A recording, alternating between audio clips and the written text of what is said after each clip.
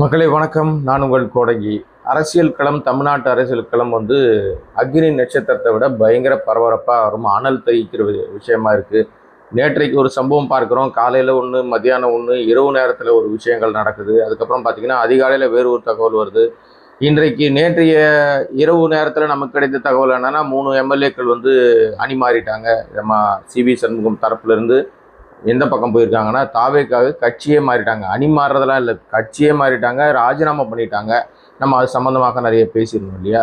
இப்போது இன்னும் 4 எம்எல்ஏக்கள் ராஜினாமா பண்ண போகிறாங்கன்ற ஒரு தகவல் காலையில் விடிஞ்சதுமே காட்டுத்தீயாக பரவ ஆரம்பிச்சிருச்சு. அதில் இசக்கி சுப்பையா அப்படின்னு சொல்லி ஒருத்தர், அம்பாசமுத்திரம், அவர் தன்னுடைய பதவியை ராஜினாமா பண்ணுறாருன்னு போட ஆரம்பிச்சிட்டாங்க. இது இல்லாமல் இன்னும் 4 பேர் இருக்கிறாங்க அப்படின்னு. தாவேக்காவுடைய திட்டம் என்னவா இருக்குது அப்படின்னு சொன்னால் அவர்களுக்கு முழு மெஜாரிட்டி கிடைக்கல.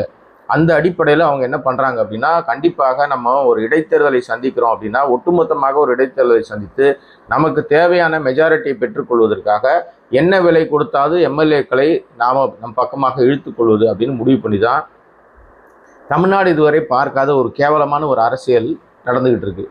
ஆனால் இந்த அரசியலுக்கு இவங்க பேர் சூட்டுற விதம் தான் பார்த்தீங்கன்னா குபீர் ரகமாக இருக்குது. இப்போ 3 எம்எல்ஏக்கள் நேற்றுக்கு போய் அவங்க ராஜினாமா பண்ணி அந்த ராஜினாமா ஏற்றுக்கொள்வதாக சபாநாயகர் அறிவிப்பதற்கு முன்பாகவே குதிரை வேகத்தில் ஒரு குதிரை பேரம் நடந்து முடிஞ்சதுன்னு எதிர்கட்சிகள் குற்றம் சாட்டின அதே வேகத்தில் ஓடி போய் உடனே ஆதவ பார்க்குறாங்க. ஆதவ பார்த்த உடனே அடுத்ததாக நேராக கட்சியில் தன்னுகளை இணைத்து கொள்கிறார்கள். இது ரொம்ப கேவலமாக இருக்குங்க. இது என்னங்க, அதாவதுன்னா முதலமைச்சர் பேச மாட்டேங்கிறாரு, ஆனால் முதல் போட்ட அமைச்சர் பேசிக்கிட்டு இருக்காரு அப்படின்னு சமூக வலைதளங்களில் நிறைய கண்டன குரல் வருது. நான் சொன்னது புரியல உங்களுக்கு? முதலமைச்சர் பேச மாட்டாரு, முதலமைச்சராக இன்றைக்கு இருக்கிற விஜய் அவர்கள் பேச மாட்டேங்கிறாரு, ஆனால் முதல் போட்ட அமைச்சர் யார்? முதல் போட்டது, பணம் செலவு பண்ணது யாரு? நம்ம ஆதவ் தான். அவர் எல்லா இடங்கள்லையும் பேசிக்கிட்டு இருக்காரு. ஆக்டிங் சிஎம்மாக அவர் இருக்கிறாருன்னு ஒரு குற்றச்சாட்டு எழுந்திருக்கிறது. நம்ம சிஎம் ஆக்ட் பண்ணிக்கிட்டு இருக்காரா சிஎம் மாதிரி அப்படின்னு நிறைய மீம்ஸ்களை பார்க்க முடியுது. இதெல்லாம் ஒரு பக்கம் நடந்துகிட்டு இருக்கும்போது இந்த 3 பேரும் அணி மாறி கட்சி மாறி அவங்க போய் தாவேக்கால தங்களை இணைத்து கொண்ட பிறகு 3 பேரும் நேற்று பத்திரிகையாளரை சந்திக்கிறாங்க. அப்போ இந்த மரகதம் குமாரவேலுன்னு சொல்லக்கூடிய இந்த மதுராந்தகம் எம்எல்ஏ சொன்னது தான், எக்ஸ் எம்எல்ஏ சொன்னது தான் குபீர் ரகம். அவன் ஜெயலலிதாவுடைய பாணி அரசியலை நான் விஜய் கிட்ட பார்க்குறேன், அதிமுகவை காப்பாற்றணும்னா அது விஜயால் தான் முடியும் அப்படின்ற அர்த்தத்தில் அவங்க நாங்கள் ஏன் அணி மாறணும், ஏன்னா திமுகவும் அதிமுக இணைவதற்கான பேச்சுவார்த்தை எடப்பாடி நடத்தினாரு, அதனால எங்களுக்கு உடன்பாடு இல்லை, அம்மா ஆட்சி கொண்டு வரணும்னு சொல்லிட்டு நீங்கள் திமுகவோடு சேர்ந்தா எப்படின்னு சொல்லி நாங்கள் அங்கேருந்து பிரிந்து வந்து விட்டோம் அப்படின்னு ஒரு காரணத்தை சொல்கிறாங்க. அம்மா ஆட்சி கொண்டு வரணும்னா நீங்கள் அதிமுகவிலே போராடி அம்மா ஆட்சி கொண்டு வர்றதுக்கு பேர் தான் நியாயமான ஒரு விஷயமாக இருக்கும். ஆனால் அந்த உங்களுக்கு ஓட்டு போட்ட மக்களுடைய அந்த எண்ண ஓட்டம் 21 நாள்லேயே நீங்கள் அவங்கள அசிங்கப்படுத்திட்டு மக்களுடைய உணர்வுகளுக்கு ஏற்பதான் நாங்கள் அம்மா ஆட்சி கொண்டு வரணும்னு நாங்கள் இப்போ தாவேக்கா பக்கம் வந்திருக்கோன்னு மரகதம் குமாரவேல் சொல்கிறாங்களே, இதை மதுராந்தகம் மக்கள் ஏற்பார்களா? மதுராந்தகம் மக்கள் மீண்டும் இவர் அங்கே போய் நின்னா ஓட்டு போடணுமா போட வேணாமா அந்த மக்கள் தான் முடிவு பண்ணணும். நம்ம ஏற்கனவே சொன்னோம், இது போன்ற கட்சி மாறி அணி மாறி கட்சித்தாவல், அதாவது என்னென்னா நீங்கள் இவங்க போய் ஆதரவு கொடுத்து எம்எல்ஏவாக சேர்ந்துருந்தாங்கன்னா கட்சித்தாவல் தடை சட்டம் பதவி போயிடும். பதவி போய் அசிங்கப்படுறதை விட நாம் மிகப்பெரிய விலை கொடுத்து நம்முடைய செல்வாக்கை கொடுத்து நம்முடைய உழைப்பை கொடுத்து நம்ம மக்கள் நம்மளை ஆதரிச்சிருக்காங்க, ரெட்டலையில் ஜெயிச்சிருக்கோம், அதையெல்லாம் தூக்கி குப்பையில் போட்டுட்டு இந்த இடத்துக்கு அவங்க சேர்றாங்கன்னா சமூக சேவை செய்ய வந்திருப்பாங்க. யோசித்து பார்த்தா தெரிய வேண்டாமா? மக்களுக்கே தெரியும் இது என்ன நடந்திருக்கும், இது எதனால் இந்த இணைப்பு நடந்திருக்கும், எதை முன்னிறுத்தி ஆதவ் இந்த முயற்சிகள்லாம் எடுக்கிறாரு. இந்த தமிழ்நாட்டினுடைய அரசியல் களத்துக்குள்ளேயே ஒரு அசிங்கமான பாலிடிக்ஸை தொடங்கி வைத்திருக்கிறது விஜய். இப்போ யூஸ்வலாக ஒரு பழமொழி சொல்லுவாங்க, அது என்னென்னா, வளவலன்னு பேசிகிட்டே இருக்கான்ல, நிறைய லொடலொடன்னு பேசுகிறவனு கூட நம்பிடலாம், ஆனால் பேசாமே அமுக்குனியாக ஒருத்தன் இருக்கான் பார்த்தீங்களா, பேசவே மாட்டான், உம்முன்னு இருப்பான் பாருங்க, அவனை நம்பவே கூடாதுன்னு. இந்த 2வது வகை தான் நம்முடைய முதலமைச்சராக இருக்கிற விஜய். அவர் பேசவே மாட்டார், எதுக்கும் பேச மாட்டார். நீ என்ன வேணா சொல்லு, என்ன வேணா கழுவி ஊற்று, நான் ஏற்கனவே என்னுடைய ரூட் மாஃபியா மூலமாக எல்லாத்தையும் நான் செட் பண்ணிவிட்டு இன்றைக்கி அதிகாரத்தை கையில் எடுத்துட்டேன், ஏன்னா நீங்கள் எதுவுமே பண்ண முடியாது, நான் நினச்சது தான் சட்டம் அப்படின்ற மாதிரி ஒரு சர்வாதிகார போக்கோடு அவருடைய ஆட்சி இந்த 13 நாள் கடந்து 14வது நாளுக்குள்ளே கால் எடுத்து வச்சிருக்கு. ஆனால் தமிழ்நாட்டு நிலவரத்தை எடுத்து பார்த்தீங்கன்னா 1ஆம் தேதி, அதாவது அவர் பதவியேற்ற அன்னையிலிருந்து இன்று வரை ஏராளமான சட்டம் ஒழுங்கு பிரச்சனை. நேற்று இரவு கூட அவர் வீட்டுக்கு முன்னாடி வந்து ஈசிஆர் ரோட்டில் சாலை மறியல். இது வரைக்கும் தமிழ்நாட்டு அரசியல் களத்திலேயே ஒரு முதலமைச்சர் வீட்டுக்கு முன்னாடி சாலை மறியல் பண்ணதா வரலாறே கிடையாது. எவ்வளவோ பிரச்சனைகள் நடந்திருக்கு, என்னென்னமோ நடந்திருக்கு. கருணாநிதி அவர்களை ஜெயலலிதா கைது பண்ணுறாங்க, நள்ளிரவில் போய் அரெஸ்ட் பண்ணி போகிறாங்க. அப்போ கூட ஜெயலலிதா வீட்டு முன்னாடி போயஸ் கார்டனில் வாசலில் யாரும் போய் ஆர்ப்பாட்டமோ உண்ணாவிரதமோ பெரிய போராட்டமோ நடத்தலை. சட்ட ரீதியாக தான் அதை எதிர்கொண்டாங்க. ஆனால் இங்கே என்னத்துக்குடா மக்கள் போராட்டம் நடத்தும்? மக்களே வீதிக்கு வந்து போராடுறாங்க. அரசியல் கட்சிகள் இல்லை, சாதாரண பொதுமக்கள். ஓட்டு போட்டான் பாருங்க, நீ விசிலடினோன்னா விசிலுக்கு ஓட்டு போட்ட மக்கள் தான் இன்னைக்கு கொந்தளிச்சு போய் ஈசிஆரில் உட்காடுறாங்க. அந்த ஈசிஆர் சரவணன் அந்த பகுதி எம்எல்ஏ போய் சமாதானப்படுத்துறாரு, போலீஸ் போய் சமாதானப்படுத்துது. என்னடா பிரச்சனைனா, தொடர்ந்து மின்வெட்டு, தொடர்ந்து கரண்ட் இல்லை. இந்த ஆட்சி பதவி ஏற்றது கரண்ட் இல்லை. ஆனால் அதுக்கு ஒரு காரணம் கண்டுபிடிக்கிறானுங்க. யாரு? அந்த துறையினுடைய அமைச்சர் நிர்மல்குமார் சொல்றாரு, இதற்கெல்லாம் காரணம் கருப்பாடுகள். ஏற்கனவே முந்தைய ஆட்சியில் இருந்தவங்க நிறைய தப்பு பண்ணிட்டாங்க, அவங்கெல்லாம் சேர்ந்து தான் ஏதோ ஒரு திட்டம் போடுறாங்க, ஆட்சி கெட்ட பேர் ஏற்படுத்த திட்டம் போடுறாங்க. அது இல்லை, உங்களால் நிர்வாகம் பண்ண தெரியல, நிர்வாகம் பண்ண துப்பு இல்லை, அதை சொன்ன அசிங்கம்னு பழியை வந்து அடுத்தவங்க மேலே போடுறது. இது வந்து எப்படின்னா, ஒன்றிய அரசாங்கத்துடைய நம்ம விஸ்வகுரு மோடியினுடைய பழக்கம். அவர் வந்து அவர்கிட்ட அவருடைய விஷயங்கள் எதனா கேள்வி கேட்டிங்கன்னா பதில் சொல்ல தெரியாது. அவர் உடனே நேரு காலத்தில் சொல்லுவார், இந்திரா காந்தியை திட்டுவார், காங்கிரஸ் ஆட்சியை குறை சொல்லுவார். அவங்க சரியில்லைன்னு தானேப்பா உனக்கு ஆட்சி கொடுத்துருக்காங்க, நீ ஆட்சிக்கு வந்து 3வது முறையாக உட்காந்துருக்கேன்னு கேட்டால் பதில் வராது. அதே பாணியை தான் இவர் பண்ணுறாரு. அது எப்படின்னா, அந்த ஃபர்ஸ்ட் காப்பி சொல்லுவோம் தெரியுமா? இப்போ நீங்கள் வந்து ஒரு ப்ராடக்டை உருவாக்கின பிறகு அதே பெயரில் அதே மாதிரி ஒரு ஃபர்ஸ்ட் காப்பி ஒன்று ரெடி ஆகும். அந்த மாதிரி நம்ம மோடியோட ஃபர்ஸ்ட் காப்பியாக தான் நம்மளுடைய முதலமைச்சர் ஸ்டாலின், இவர் நம்ம விஜய் இருக்கிறாரோ அப்படின்ற மாதிரி ஒரு எண்ணம் வந்து மக்கள் மத்தியில் ஏற்பட்டுருச்சு. தொடர்ச்சியாக பிரச்சனை. இப்போ நீங்கள் எதை செஞ்சாலும் அதற்கு ஒரு முட்டு கொடுக்கறதுக்கு ஒரு குரூப் இருக்கும். இப்போ நீங்கள் வந்து உதாரணத்துக்கு இந்த 3 அமைச்சர்கள் 3 எம்எல்ஏக்கள் வந்து ரிசைன் பண்ணிட்டாங்க. ரிசைன் பண்ண உடனே நம்ம காங்கிரஸில் ஒருத்தர் இருக்கார், வாயிலே வடை சுட்டுக்கிட்டு ஓவர் சீனை போட்டுட்டு இருக்காரு ஒருத்தர். யாருன்னா, அவர் வந்து இந்த விருதுநகரில் ஜெயிச்சவர், விருதுநகர் தொகுதியுடைய எம்பியாக இருக்கிறார். அவர் என்ன பண்ணுறாரு அப்படின்னா, தொடர்ந்து வந்து மாணிக்க தாக்கூர் அவர் என்ன பண்ணுறாருன்னா, தொடர்ந்து திமுகவை வந்து பயங்கரமாக அட்டாக் பண்ணுறாரு. தப்பு இல்லை, ஏன்னா இப்போ அவங்க திமுகவிலேருந்து வெளியே போயிட்டாங்க, தாவேக்காவுக்கு ஆதரவு கொடுத்துட்டாங்க. மாணிக்க தாக்கூர் தேர்தலுக்கு முன்னாடியே வந்து காங்கிரஸை எப்படியாவது தாவேக்காவோட சேர்ந்தணும்னு ரொம்ப முயற்சி எடுத்தார் மாணிக்க தாக்கூர். அப்புறம் இன்னொரு ஒரு ஆள் இருக்கான், அந்த ஆள் பேரெல்லாம் தெரியல, எனக்கு மறந்து போச்சு. அந்த அளவுக்கு ஒரு பெரிய ஆளும் கிடையாது அவர். ஆனால் நான் வந்து ராகுல் காந்தியோட பிஏலாம் சொல்லிட்டு திரிவார். இப்போ இந்த மாணிக்க தாக்கூர் எம்பியாக இருக்கார். யாருடைய வாக்குகளை வாங்கி எம்பியாக இருக்காருன்னா, அதில் திமுக வாக்குகள் கன்ஃபார்ம். கிட்டத்தட்ட ஒரு 80% திமுக வாக்குகள், ஒரு 10% மற்ற உதிரி கட்சிகள் வாக்குகள், ஒரு 10% தான் நம்ம காங்கிரஸோட வாக்குகளாக இருக்கும். இப்போ அவர் உண்மையிலேயே அவருக்கு செல்வாக்கு இருக்குது. இப்போ நான் நம்புகிறேங்க, மாணிக்க தாக்கூருக்கு செல்வாக்கு இருக்குங்க. அவர் வந்து இந்த 3 எம்எல்ஏக்கள் வந்து கட்சி மாறினது, அதாவது கட்சி மாறிங்க போனது வந்து அதில் என்ன தப்பு இருக்குது? அவங்களுக்கு எங்கே தோணுதோ அங்கே போகிறாங்க. இது பெரிய விஷயமா ஏன் வந்து கதறுது, அறிவாலயம் கதறுது அப்படின்னு சொல்லி பேசியிருக்கார். நியாயமான விஷயம் தான் அவர் பேசுனது. இப்போ நம்ம சொல்ல வர விஷயம் என்னென்னா, இப்போ இந்த எம்எல்ஏக்கள் வந்து உண்மையிலேயே அணி மாறினாலும் கட்சி மாறினாலும் அவங்க தன்னுடைய பதவியை ரிசைன் பண்ணிட்டு போய் அந்த கட்சியில் சேர்ந்துட்டாங்க. இப்போ அந்த இடத்துல இடைத்தேர்தல் வரப்போகுது. ஏற்கனவே விஜய் அவர்கள் ராஜினாமா பண்ண திருச்சி கிழக்கில் இடைத்தேர்தல் வரப்போகுது. இப்போ 3 பேர் ரிசைன் பண்ணிட்டாங்க. இன்றைக்கி நான் உங்ககிட்ட பேசிக்கிட்டு இருக்க நேரத்தில் கூட ஏதாவது நடக்கலாம். ஒரு 4 பேர் மேலே ரிசைன் பண்ண காத்திருக்காங்கன்றாங்க. எப்படி இருந்தாலும் ஒரு 15 பேர் ரிசைன் பண்ணுவாங்கன்னு நினைக்கிறேன் நான். ஏன்னா அந்த அளவுக்கு இவருக்கு மெஜாரிட்டிக்கு ஆள் தேவை, இவர் பற்றாக்குறை இருக்குது. அதை ஃபில் பண்ணுறதுக்காக அந்த எம்எல்ஏக்களை, நமக்கு கிடைத்த தகவல் என்னென்னா, இதுக்கு ஆதாரம் இருக்கான்லாம் கேட்காதீங்க, வர்ற தகவலை தான் உங்களுக்கு சொல்கிறேன். கிட்டத்தட்ட ஒரு எம்எல்ஏக்கு 100 கோடி ரூபாய் அளவுக்கு பேரம் பேசப்பட்டு வழங்கப்பட்டதாக சொல்லப்படுது. 100 கோடி.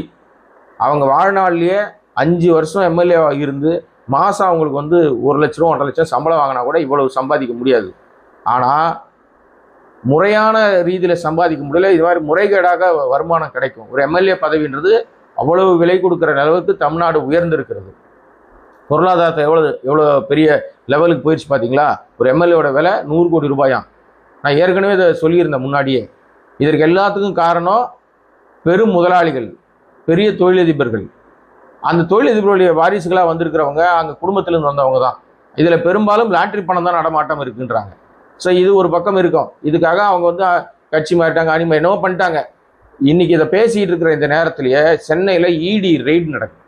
நான் உங்ககிட்ட பேசிகிட்டு இருக்கிற நேரத்தில் இடி ரெய்டு நார்த் மெட்ராஸ் சென்னைன்னு பல பகுதிகளில் இடி ரெய்டு நடக்குது. எதுக்குடா இடி ரெய்டு நடக்குதுன்னா, போதைப் பொருளை கண்டுபிடிக்கிறோம் நாங்கன்ட்டு இடி ரெய்ட் பண்ணுறாங்களாம் பல இடங்களில். அந்த இடி ரைடு அதிகாரிகள் கவனத்திற்கு இந்த குதிரை பேர அரசியல் கண்ணுக்கு தெரியலையா? ஒன்றிய அரசாங்கத்துக்கு காதுக்கு போலியா? இந்த எம்எல்ஏக்கள் கட்சி மாறி இருக்காங்களா, அணி மாறி இருக்காங்களா? இவங்க வீடுகள், இவங்க உறவினர் வீடுகள்லாம் இன்னைக்கு ரைடு பண்ண மாட்டீங்களா? முன்னாடி தலைமைச் செயலகத்துக்கு ரைடு அனுப்பின ஒன்றிய அரசாங்கம் இன்னைக்கு ஏன் தாவேக்காலை இவ்வளவு அட்ராசிட்டி பண்ணிட்டு இருக்காங்க, எம்எல்ஏக்களை தூக்கிட்டு போயிட்டு இருக்காங்க, இதையெல்லாம் வேடிக்கை பார்த்துக்கிட்டு இருக்குன்னா, அப்போ ஒன்றிய அரசாங்கத்துடைய ஆதரவோடு ஆசையோடு தான் நடக்குதுன்னு நம்ம புரிஞ்சுக்க முடியும்னு நான் நினைக்கிறேன். இனிமே என்ன நடக்குதுன்னு தெரியல, பொறுமையா நம்ம பார்க்கலாம். இதுக்கிடையில இந்த மாணிக் தாகூர் விஷயத்துக்கு வரேன். மாணிக் தாகூர் என்ன சொல்லியிருக்காருன்னா, இந்த மாதிரி அறிவாலயம் கதறுது அப்படின்லாம் சொல்லியிருக்காரு இல்லையா? அதற்கு எதிர்வினை ஆற்றுகிற விதமாக நம்ம ஆலந்தூர் ஆர்எஸ் பாரதி இருக்கார்ல, அவர் நேற்றைக்கு பத்திரிகையாளர் சந்திக்கும் போது மாணிக் தாகூர் அவ்வளோ தெளிவாக பேசுகிறவர், எங்கள் வாக்கில் தானே வாங்கி ஜெயிச்சிருக்காரு, அவருக்கு சூடு சொரணை இருந்தா நான் சொல்லப்பா உடனே கம்பு சுத்தின்னு வராதிங்க, இதை சொன்னது ஆர்எஸ் பாரதி. அவர் சொன்னதை நம்முடைய நேயர்களுக்கு நான் சொல்கிறேன். சூடு சொரணை மாணிக் தாகூருக்கு இருந்தா, ஏன்னா மாணிக் தாகூர் தான் லொடலோடன்னு பேசிக்கிட்டே இருக்கார், இருந்தா அவர் அந்த பதவியை ராஜினாமா பண்ணிட்டு விருதுநகர் எம்பின்ற போஸ்டை ராஜினாமா பண்ணிட்டு இப்போ விசிலுக்கு போய் நின்றுருக்காருல்ல, அவர் போய் சப்போர்ட் பண்ணியிருக்காங்கல்ல, இடைத்தேர்தல் வரப்போகுது, எம்பிக்கும் ஒரு இடைத்தேர்தல் வந்துட்டு போட்டோம், நின்று ஜெயிக்கிட்டோம், அவர்களுக்கு தெம்பு திராணி இருந்தால் 9 எம்பிக்களும் ராஜினாமா பண்ணட்டும். அவர் ஒன்று சொன்னார், நம்ம மாணிக் தாகூர் சொன்னார். நான் என்ன சொல்கிறேன்னா, காங்கிரஸ் உடைய ஒட்டுமொத்த எம்பிக்களும் இப்போ தான் நீங்கள் விசில் திரும்பினா அலை அடிக்குது சுனாமி அடிக்குதுன்னு சொல்கிறீங்களப்பா, இனிமேல் நாங்கள் தான் 50 வருஷத்துக்கு விசில் தான் விஜய் தான் சொல்கிறாங்க இல்லையா? அப்போ நான் என்ன சொல்கிறேன், ஆர்எஸ் பாரதி சொன்னது மாதிரி நான் வேற ஒன்று சொல்கிறேன். இப்போ 9 எம்பிக்கள் காங்கிரஸில் இருக்காங்க, தமிழ்நாட்டில் 9 எம்பிக்கள் இருக்காங்க, பாண்டிச்சேரியோடு சேர்த்து ஒரு 9 பேர் இருக்காங்கல்ல. இப்போ இவங்க எல்லாருமே திமுகவோட வெளியே போயிட்டீங்க, நீங்கள் ஒட்டும் இல்லை உறவும் இல்லைன்னு உதயநிதி சொல்லிட்டாரு. இப்போ அவங்க வாக்குகளை வாங்கி ஜெயிச்சிருக்கீங்க, ஒரு ராஜ்யசபா வேற தேவையில்லாமல் தூக்கி கொடுத்துருக்காங்க.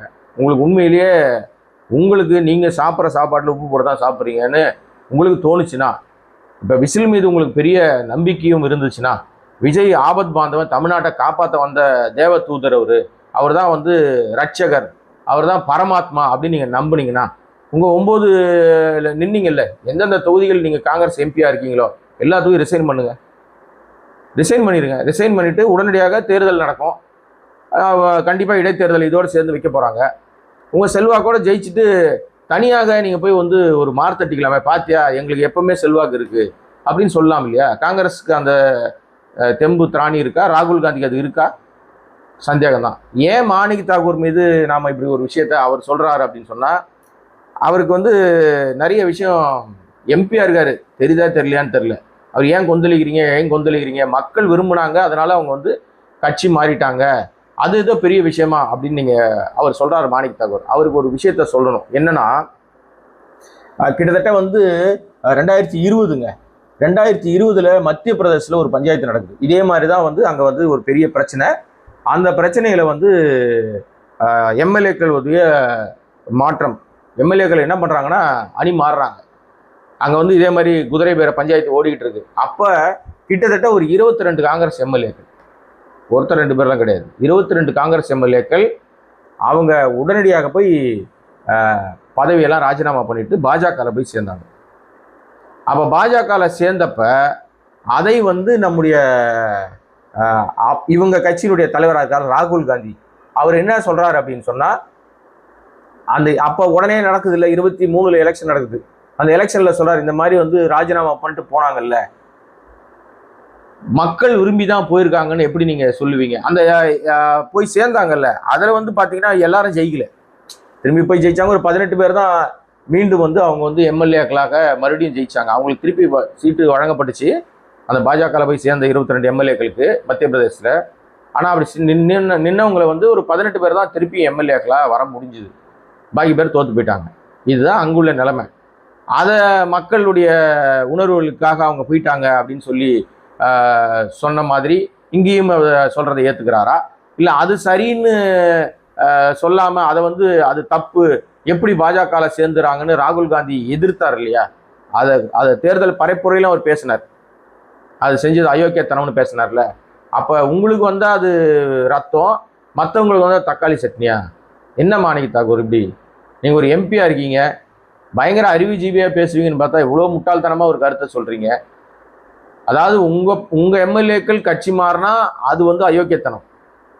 ஆனா அதிமுகவிலேருந்து கட்சி மாறி போயிட்டு ராஜினாமா பண்ணிட்டு போய் இன்னொரு கட்சியில சேர்ந்தா அது மக்கள் விரும்புகிற மாற்றம். என்னப்பா உங்க நியாயம்?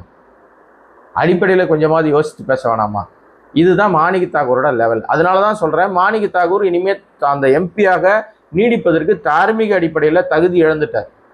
அவர் இனிமேல் மரியாதையாக அந்த இடத்துக்கு ராஜினாமா பண்ணிட்டு, காங்கிரஸ் உறுப்பினர் எல்லாருமே ராஜினாமா பண்ணிட்டு, அவங்க போய் வந்து திரும்பி மீண்டும் தேர்தலை சந்தித்து மக்கள்கிட்ட போய் நின்று, ஏன் நாங்கள் ராஜினாமா செய்தோம், ஏன் நாங்கள் திமுக விட்டு வெளியில வந்தோம், வெளிப்படையாக சொல்லுங்க. சொல்லிட்டு போய் மக்கள்கிட்ட நில்லுங்க. மக்கள் உங்களுக்கு ஆதரவு அளித்தால் நீங்கள் வெற்றி பெற்று வரலாம். இப்போ இவர் வந்து ஆதவ் ஏன் இதுக்குள்ள இவ்வளவு மெனக்கெடுறாரு அப்படின்னா, அவர் கொடுக்கப்பட்ட அஜெண்டா. அவர் தான் இப்போ நிழல் ஷேடோ சிஎமாக தமிழ்நாட்டை ஆண்டு கொண்டிருக்கிறார். உண்மைதான், அவர் தான் எல்லாமே செய்கிறார். அவர் சொல்றதை தான் கேட்டுக்கிட்டு முதலமைச்சர் விஜய் அவர்களும் தன்னுடைய செயல்பாடுகளை செஞ்சுக்கிட்டு இருக்காரு. இப்போ அவர் கொடுக்கப்பட்ட அஜெண்டா 15 எம்எல்ஏக்களை மீட்டு கொண்டு வரணும். அது எப்படி எடுத்துட்டு வந்தாலும் சரி. இப்போ மொத்தமாக 15 பேர் ஒரு கட்சியிலேருந்து வர முடியாது. வந்தால் அவங்க கட்சித்தாவல் தடை சட்டத்தில் பதவி போயிடும். அப்போ அவர்களை ஒட்டுமொத்தமாக ராஜினாமா செய்ய வைத்துவிட்டு அவர்களுக்கு மீண்டும் வாய்ப்பு தரேன்னு சொல்லிட்டு, வாய்ப்பு தருவாரான்னு தெரியாதுங்க. ஏன்னா இப்போவே மந்திரி பதவி தரேன்னு கூப்பிட்டு நட்டாத்தில் விட்டுருக்காரு விஜய். அப்போ நீங்கள் தெரிஞ்சுக்கணும், இனிமேல் புரிஞ்சுக்க வேண்டியது தான். இது நடக்குமான்னு எனக்கு தெரியாது. நடந்தால் மீண்டும் அந்த மக்கள் ஓட்டு போடுவாங்களா, மீண்டும் அதே மாதிரி விசில். ஏன்னா விசிலோட லட்சணம் இப்போ 12 நாளில் 13 நாளில் பல்ல காட்டிடுச்சு. பூரா பக்கமும் சட்டம் ஒழுங்கு சரியில்லை, கரண்ட் இல்லை, தண்ணி வரல, 2500 ரூபா தராமல் ஏமாத்திட்டாங்க, 6 சிலிண்டர் இல்லை, இன்னும் ஏராளமான பஞ்சாயத்துகள், மாற்றம் இல்லை, ஏமாற்றம், துர்நாற்றம்னு போயிட்டு இருக்கு ஆட்சியோட லட்சணம். இதுக்கு இடையில மீண்டும் இவர்களுக்கு வாய்ப்பு வழங்கப்படா துரோகம் செய்துவிட்டு, தன்னுடைய கட்சிக்கு துரோகம் செய்துவிட்டு, தான் வாக்களித்த இரட்டை இலைக்கு துரோகம் செய்துவிட்டு, அவ்வளவு பிரச்சனைகளுக்கு மத்தியிலும் அந்த மக்கள் வந்து உங்களுக்கு வாக்கு போட்டு ஜெயிக்க வச்சிருக்காங்கன்னா, அவர்களுக்கு வந்து துரோகம் செய்கிற விதமாக நீங்க ராஜினாமா பண்ணுவது வந்து ஏற்புடையதில்லை. அது சீமான் சொன்ன மாதிரி, எங்க அண்ணன் சீமான் மீது நமக்கு நிறைய மாறுபட்ட கருத்து இருந்தாலும் அவர் சொன்ன ஒரு விஷயம் என்னன்னா, இது வந்து இந்த செலவுகள்லாம் யார் ஏற்றுக்கிறது? இப்போ அவங்க ராஜினாமா பண்ணிட்டாங்க, அவங்க ஆதாயம் அடைஞ்சிருப்பாங்க. எம்எல்ஏக்கள் கண்டிப்பாக ஒரு பெரிய ஆதாயம் அடைஞ்சிருப்பாங்க. முன்னாள் எம்எல்ஏவை மாறி போனால் கூட, அவங்க இனிமேல் தோற்று போனால் கூட, அவர்கள் வாழ்நாள் முழுக்க செட்டில் ஆக வேண்டிய விஷயத்தை செட்டில் ஆகிருப்பாங்க. அதற்கான பெரிய உதவியோ அல்ல பெரிய சலுகையோ அவர்களுக்கு கிடைச்சிருக்கும். ஆனால் மீண்டும் அவர்கள் அதே இடத்துல போட்டியிடணும். அரசாங்க பணம், நீங்களும் நானும் கட்டுற வரி பணத்திலிருந்து தான் தேர்தல் செலவுகள் செய்யப்படுது. அப்போ மறுபடியும் அந்த தொகுதிக்கு செலவு பண்ணுறாங்க அப்படின்னு சொன்னால், அந்த செலவுகளை யார் ஈடுகட்டுவது? இப்படி அணி மாறுகிற எம்எல்ஏக்கள் அவர்கள் திரும்ப போட்டியிட்டால் அவங்க கிட்டே ஒரு தொகையை, அபராத தொகையை வசூலிக்கிற அளவுக்கு ஒரு சட்டம் இயற்றப்பட வேண்டும். எல்லா கட்சிக்கும் அது பொருந்தணும். எதை தாவேக்காக காங்கிரஸ் மட்டும் நான் சொல்லலை, அல்லது அதிமுக பிரிஞ்சு போன சொல்லலை. எல்லா கட்சிக்கும் நாடு முழுக்க ஒரு சட்டம் கொண்டு வரணும். கொண்டு வந்தால் இப்படி அணி மாறுகிறவர்கள் மாறுவதற்கு யோசிப்பாங்க. போனால் நம்ம தலையில் கட்டிடுவாங்க, அல்லது அந்த கட்சிகள் வந்து எந்த கட்சி சேர்த்துக்குதோ அந்த கட்சிக்கிட்ட இருந்து வாங்கணும். இதெல்லாம் நடக்குமா? நடந்தால் நேர்மையான ஆட்சி நடக்குமா அப்படின்னு நம்ம பார்க்கலாம். பட் நடக்குமான்னு தெரியல எனக்கு. இது வாய்ப்பும் இல்லை, அப்படி சட்டமும் நம்மக்கிட்ட இல்லை. ஆனால் அணி மாறிக்கிட்டு இருக்கிறவங்க மாறிக்கிட்டே தான் இருக்காங்க. ஜனநாயகம் கேலி கூத்தாயிடுச்சு, அவ்வளோதான். ஊடகங்களும் அதை வந்து ஊதி பெருசாக்கி டிஆர்பி ரேட்டை ஏற்றிக்கிட்டு அவங்க வேலையை அவங்க பார்த்துக்கிட்டு இருக்காங்க. மக்கள் மீது அக்கறையே கிடையாது சுத்தமாக. அடிப்படை வசதிகளை பெருக்கி தரணும், அவர்களுக்கான விஷயங்களை செஞ்சு கொடுக்கணும்னு எந்த ஆட்சியாளர்களும் முன் வர்றதே கிடையாது. ஆட்சியை பிடிக்கிற வரையும் போய் பேசுவாங்க, ஆட்சியை பிடிச்ச பிறகு நான் அப்படியா சொன்னேன்னு கேட்பாங்க. அப்படிதான் இருக்குது. முழுவதுமாக விவசாய கடன் தள்ளுபடின்னு சொல்லிட்டு பிரச்சார பயணங்களில் பரப்புரையில் சொன்னார் நம்ம நடிகரும் முதலமைச்சருமா இருக்கிற ஜோசப் விஜய். ஆனால் விவசாய கடனில் 50,000 தான் தள்ளுபடி பண்ணியிருக்காரு. அவன் 4 லட்சம் 3 லட்சம் கடன் வச்சுருக்கான். அப்போ சொன்ன எதையுமே செய்யலை. சொன்ன எதையும் செய்வதற்கு தைரியம் இல்லை, துப்பு இல்லை. இப்படி ஒரு ஆட்சி தேவையா அப்படின்னு மக்கள் கேட்குறாங்க. நான் கேட்கல, மக்கள் கேட்குறாங்க. இப்போ நம்ம என்ன கேட்குறோன்னா, தூய ஆட்சின்னு சொல்கிறீங்களே, மாற்றம்னு சொன்னீங்களே, இதுதான் தூய ஆட்சி. அடுத்த கட்சியிலேருந்து ஆளுங்களை இழுக்கிறதும் அவங்கள உடனே சேர்த்துக்கிறதும், வாய்க்கு வந்த மாதிரி பொய் சொல்லிட்டு வாய்க்கு வந்த மாதிரி அள்ளி விட்டுட்டு செய்ய முடியாமல் தடுமாறி நிற்கிறதும், நிர்வாக திறமை இல்லாமல் சீர்கட்டு போய் சட்டம் ஒழுங்கு சந்தி சிரித்து பல கொலைகள் தொடர்கதைகளாக நடந்துகிட்டு இருக்கிறது தான் உங்களுடைய மாற்றமா அப்படின்னு நான் கேட்குறேன். சிஎம் சார் எப்போ பேசுவீங்க? சிஎம் விஜய் சார் எப்போ வாய் திறப்பீங்க? எதுக்காவது வாய் திறந்து பேசுவீங்களா? அல்லது பேசாமலே நீங்கள் வந்து உங்களுடைய முதலமைச்சர் பதவியினுடைய கடைசி நாள் வரைக்கும் ஓட்டிடுவீங்களா? இந்த கேள்வியை நான் மட்டும் இல்லை, நாட்டு மக்களும் கேட்டுக்கொண்டே இருக்கிறார்கள். ஊடகங்களில் நிறைய சமூக வலைதள ஊடகங்களில் கேள்விகள் வந்துக்கிட்டே இருக்குது. நிறைய கேள்விகள் வந்தாலும் நான் பதிலே பேச மாட்டேன் அப்படின்னு அமைதியாக இருக்கிறவர் எவ்வளோ ஆபத்தானவராக இருப்பார். அதனால தான் விஜய் ஒரு ஆபத்தான அரசியல்வாதின்னு நம்ம ஆரம்பத்தில் சொல்லிட்டு இருக்கோம். இன்னைக்கு சொல்லல அதை நம்ம. அவர் வந்து அரசியலுக்கு வருவதற்கு முன்பாக அமைதியாக சினிமாவில் இருக்கும்போதும் ஒரு ஆபத்தாக தான் இருந்தார். ஏன்னா 200 ரூபா டிக்கெட்டை 2000 ரூபாய்க்கு விற்றார். அவருடைய நிறுவனங்கள் அவருக்கு எடுத்த படங்கள் எல்லாம் அப்படிதான் விற்று பெரிய லெவலில் காமிச்சாங்க. ஓடாத படத்தை ரூட் மாஃபியா மூலமாக பெரிய பயங்கர சூப்பர் டூப்பர் ஹிட்டுன்னு ஏமாத்தினாங்க. இன்றைக்கு அதே நிலை தொடர்கிறது. அதிகாரத்துக்கு வந்து விட்டார், ஆனாலும் இன்றைக்கும் வாய் திறக்க மாட்டார். வாய் திறந்தா மாட்டி போடுற அவருக்கு தெரியுது. பொறுத்திருப்போம், தொடர்ந்து பேசுவோம், என்ன நடக்குது அப்படின்றத காத்திருந்து பார்ப்போம். கோடை வாய்ஸ் சேனலை சப்ஸ்கிரைப் பண்ணி ஆதரவு கொடுத்தீங்கன்னா பல விஷயங்கள் பேசலாம். நன்றி, வணக்கம்.